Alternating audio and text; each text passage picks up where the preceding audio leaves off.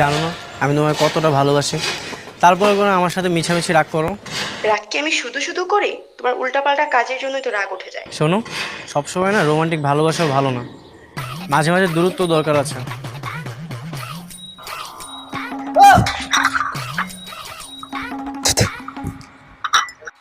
কি কি হয়েছে? আচ্ছা আমি তোমাকে একটু পরে কল করছি।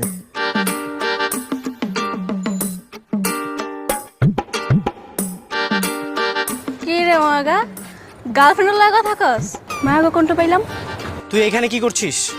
আমি আমি তো তোর চা দিতে এলাম, কিন্তু তুই মধুর রসে ভিতরে ডুবে আসোস। এখন তো তোর কাছে চা মতো লাগবে না। আমি তোকে একবারও বলেছি আমি চা খাবো। মা, তোর ভালো লাগবো কেন?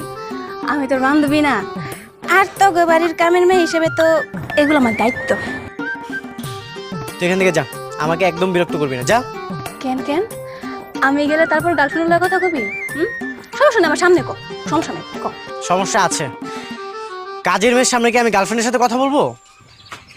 ওই মগা, আমার সামনে কথা বলে সমস্যা কি? আমি কি তোর গার্লফ্রেন্ড নিয়ে যাবো? আমি কি পোলা মানুষ? দেখ, তোর হাত কিন্তু বেশি চলতেছে। সকালে তুই আমাকে একটা চড় মেরেছিস। কাম করলে তো তোর খাওয়াই লাগবে। আমি আমার উদার মনের মানুষ, কেউ যদি আমার সামনে কাম করে আমি ও থাপ্পড় ফ্রি দিয়ে দিই। নেক্সট টাইম যদি এমন করেছিস না, তোকে থাপ্পড় মেরে তোর গালগুলো লাল করে দেবো। ঠিক আছে, দেখা যাইব কে কে থাপ্পড় মেরে গাল লাল করে। এখন নাই, চল লাগে ছবি তুলবো। তুই মিশা খারো তো দিকা। এই আমি কোনো ছবি তুলবো না, তুই এখান থেকে যা। কষাই কিন্তু একটা থাপ্পড় মারবো আবার। দাঁড়া দিকে।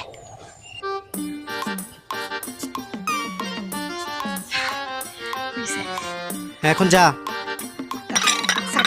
আমি চা খাবো না, যা যা।